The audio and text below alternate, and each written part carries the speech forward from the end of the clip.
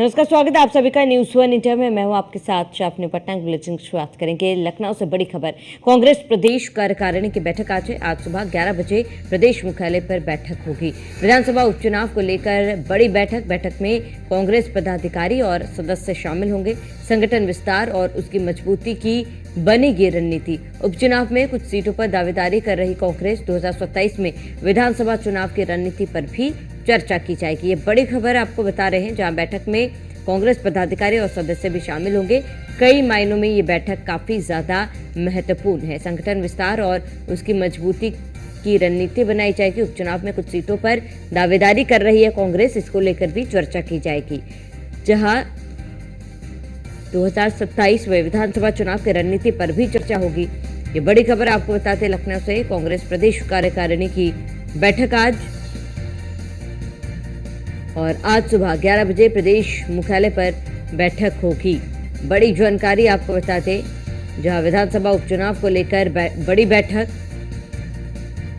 जानकारी आपको बताते, जहां बैठक में कांग्रेस पदाधिकारी और सदस्य शामिल होंगे। बड़ी जानकारी आपको बताते, संगठन विस्तार और इसकी मजबूती की रणनीति भी बनेगी और कई मुद्दों पर चर्चा भी होगी। उपचुनाव में कई सीटों पर कांग्रेस चुनाव लड़ेगी और ऐसे में इसको लेकर भी चर्चा होगी। साथ ही 2027 में विधानसभा चुनाव की रणनीति पर चर्चा की जाएगी। ये बड़ी जानकारी आपको बता रहे हैं, जहां प्रदेश कार्यकारिणी की बैठक आज कांग्रेस करने जा रही। सुबह 11 बजे ये बैठक होगी और प्रदेश मुख्यालय में ये बैठक आयोजित की जाएगी। तमाम वरिष्ठ नेता कांग्रेस के इसमें शामिल होंगे। विधानसभा उपचुनाव को लेकर भी ये बड़ी बैठक मानी जा रही है। बैठक में कांग्रेस पदाधिकारी सदस्य शामिल होंगे। ये बड़ी जानकारी आपको बताते, संगठन विस्तार और उसकी मजबूती की रणनीति बनेगी, इसको लेकर चर्चा किया जाएगा। और इसके साथ ही उपचुनाव में कुछ सीटों पर दावेदारी कर रही है कांग्रेस, जिसको लेकर इस बैठक में चर्चा की जाएगी। बड़ी जानकारी आपको बता दें, 2027 में विधानसभा चुनाव की रणनीति पर चर्चा होगी।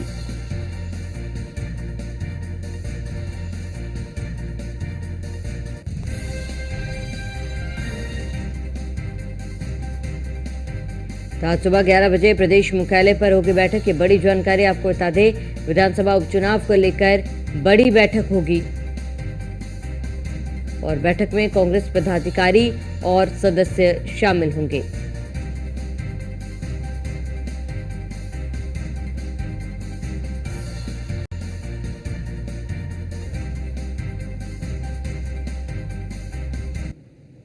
अधिक जानकारी के लिए संवाददाता स्कंदिता हमारे साथ जुड़ चुके हैं। स्कंदिता, कांग्रेस आज प्रदेश कार्यकारिणी की बैठक करने जा रही है, बैठक को लेकर क्या कुछ जानकारी स्कंदिता? देखिए, बिल्कुल आपको बता दें, यूपी कांग्रेस मुख्यालय में आज ये महत्वपूर्ण बैठक होनी है और कहीं ना कहीं उपचुनाव के लिहाज से और 27 विधानसभा 2027 के चुनाव के लिहाज से इस बैठक को काफी महत्वपूर्ण माना जा रहा है। इस बैठक में यूपी कांग्रेस के सभी बड़े पदाधिकारी और सदस्य शामिल होंगे, जिसमें कार्यकारिणी की बैठक होगी, क्योंकि इसमें बात की जाएगी उपचुनाव को लेकर, संगठन को मजबूत करने को लेकर और पार्टी को कैसे विस्तार किया जाए। उस सिलसिले में आज की इस बैठक में बातचीत होगी, क्योंकि लगातार हम देख रहे हैं कि उपचुनाव में भी कांग्रेस अपना दाव रख रही है। कुछ सीटों पर वो चुनाव लड़ने की इच्छा रखती है और उनका कहीं ना कहीं दावा है कि वो जीत भी लेंगे। पिछली बार जब ये बैठक हुई थी तो उसमें उन्होंने फैसला किया था कि 3 ऐसी सीटें होंगी जिन पर कांग्रेस चुनाव लड़ सकती है और उनको लेकर समाजवादी पार्टी से डिमांड भी करेगी। और आज फिर है जिसमें ये कार्यकारिणी की बैठक होगी और न सिर्फ उपचुनाव को लेकर बल्कि 2027 का जो विधानसभा का चुनाव होना है उसको लेकर भी रणनीति बनाई जाएगी कि आखिर किस तरीके से चुनाव लड़ना है। क्योंकि हमने देखा लोकसभा चुनाव 2024 के बाद से उत्तर प्रदेश में कांग्रेस का कद जो है वो लगातार बढ़ता हुआ नजर आ रहा है। जहां पर उनके पास 2019 में सिर्फ 1 सांसद था, अब उनके पास में 2024 में 6 सांसद हैं। विधायकों की भी बात की जाए तो अब विधानसभा का जब चुनाव आएगा तो उसमें भी वो अपना प्रत्याशियों को ज्यादा से ज्यादा उतारने का प्रयास करेगी, क्योंकि यूपी में विस्तार करने की बात कर रही है। यूपी में जो अपना जो मजबूत पैठ थी वो कहीं ना कहीं खो गई थी, अब उसको फिर से बनाने के प्रयास में कांग्रेस लगी हुई है। और कांग्रेस के प्रदेश अध्यक्ष अजय राय इसकी पूरी कमान संभालते हुए नजर आ रहे हैं, जिन्होंने प्रधानमंत्री नरेंद्र मोदी के खिलाफ चुनाव भी लड़ा था वाराणसी में, और अब पूरी रणनीति यहाँ पर संभाल नजर आ रहे हैं, जहां पर वो चाहते हैं कि अब 3 सीटों पर चुनाव हो। अगर 3 सीटों की बात की जाए तो एक तो गाजियाबाद की सीट, अगर दूसरी सीट की बात की जाए तो मिर्जापुर की जो मीरापुर सीट है वो है, और तीसरी सीट फूलपुर को लेकर भी बात चली है। इन 3 सीटों को लेकर कांग्रेस अपना दावा कर रही है कि इन सीटों पर चुनाव लड़ने को लेकर, और इस पर अब समाजवादी पार्टी से बात करनी है। और समाजवादी पार्टी भी चाहती है कि इंडिया गठबंधन के साथ चुनाव हो, लेकिन गिव एंड टेक की पॉलिसी के साथ। कहीं ना कहीं वो हरियाणा में, महाराष्ट्र में डिमांड चाह रहे हैं कि महाराष्ट्र में समाजवादी पार्टी को टिकट मिल जाए, कई सीटें मिल जाए, और हरियाणा में जो है करीब 5 सीटों पर समाजवादी पार्टी दावा कर रही है। तो कहीं ना कहीं इंडिया गठबंधन जो है वो गिव एंड टेक पॉलिसी के साथ में नजर आ रहा है।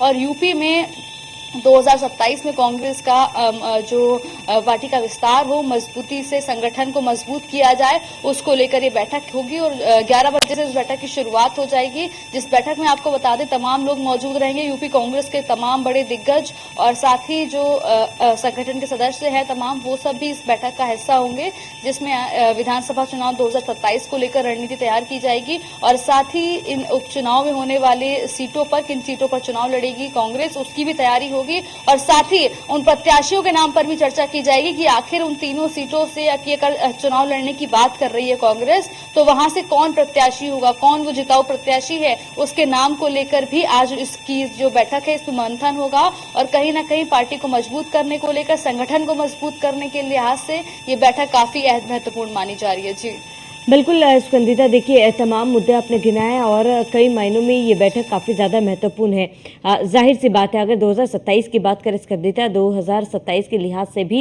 ये बैठक काफ़ी ज़्यादा महत्वपूर्ण है। और इस बैठक में आप शायद एक रणनीति, एक रोड मैप जो है 2027 को लेकर तैयार किया जाएगा स्कंदिता। लेकिन अगर हम बात करें इंडी अलायंस की, और ऐसे में इस अलायंस में कहीं ना कहीं सपा और कांग्रेस जो है दोनों प्रमुखता से लड़ाई मिलकर लड़ी है, और जिसका नतीजा इस बार लोकसभा चुनाव में देखने को मिल रहा है। तो ऐसे में क्या इंडी अलायंस को लेकर भी कोई बातचीत होगी, क्योंकि आने वाले समय में उपचुनाव है जैसे कि आपने कहा, और कई सीटों पर दावेदारी भी कांग्रेस कर रही है।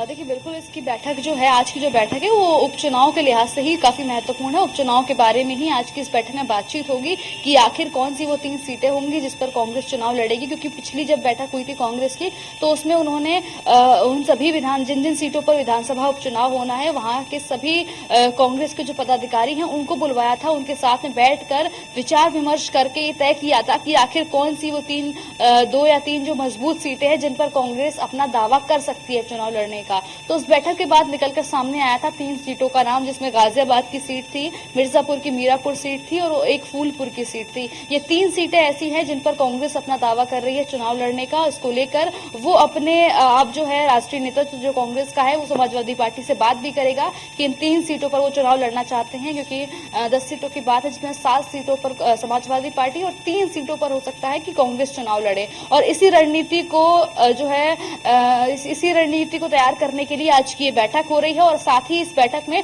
प्रत्याशियों के नाम को लेकर भी मंथन किया जाएगा कि आखिर कौन वो जिताऊ प्रत्याशी हो सकते हैं जिनका नाम आगे राष्ट्रीय नेतृत्व के सामने रखा जाए, जो ये जीत करा सके। क्योंकि अगर उपचुनाव की बात की जाए तो उपचुनाव को भारतीय जनता पार्टी भी काफी गंभीरता से ले रही है, और उनका मानना है कि हर हाल में ये 10 की 10 जो सीटें हैं वो बीजेपी जीत लेगी। और वहीं इंडिया अलायंस भी लगातार ये कहता हुआ नजर आ रहा है कि हाँ, कि इनको जीतने का हर मुमकिन प्रयास करेंगे। और न सिर्फ उपचुनाव की 10 सीटें, बल्कि आने वाला विधानसभा 2027 का जो चुनाव होगा वो भी भारतीय जनता पार्टी देखेगी कि किस तरीके से इंडिया गठबंधन इस चुनाव को लड़ता है। इस तरीके से इंडिया गठबंधन के जो नेता है वो कहते हुए नजर आ रहे हैं। हालांकि देखना होगा कि क्या ये गठबंधन कहां तक जाता है, क्योंकि इसकी शुरुआत तो अच्छी हुई है लोकसभा चुनाव 2024 में, लेकिन हमने देखा था जब विधानसभा चुनाव की अगर बात की जाए तो जब महाराष्ट्र में, जब मध्य प्रदेश में चुनाव थे, राजस्थान में विधानसभा का चुनाव था, तब जब समाजवादी पार्टी चाहती थी कि उनको वहां पर मौका दिया जाए, वहां पर गठबंधन के साथ चुनाव लड़ा जाए, तो कांग्रेस ने गठबंधन नहीं किया था। और उसका खामियाजा कहीं ना कहीं कांग्रेस को भुगतना पड़ा था कि वो उनको वहीं मध्य प्रदेश में हार का सामना करना पड़ा था। और अखिलेश यादव ने लगभग सभी सीटों पर अपने प्रत्याशी उतार दिए थे। अगर यूपी की बात की जाए तो अब यूपी में जिस तरीके से इंडिया गठबंधन को साथ आने के बाद, यानी कि कांग्रेस और समाजवादी पार्टी के साथ आने के बाद जो फायदा मिला है, समाजवादी पार्टी को भी फायदा मिला, कांग्रेस को भी फायदा मिला। अब आगे ये गठबंधन कहां तक जाता है ये देखने वाली बात होगी, क्योंकि अब समाजवादी पार्टी चाह रही है कि उनको बाकी राज्यों में भी कांग्रेस उनके साथ गठबंधन करे और उनको सीटें दे। ठीक है स्कंदिता, तमाम जानकारी के लिए जुटने के लिए आपका बहुत बहुत शुक्रिया।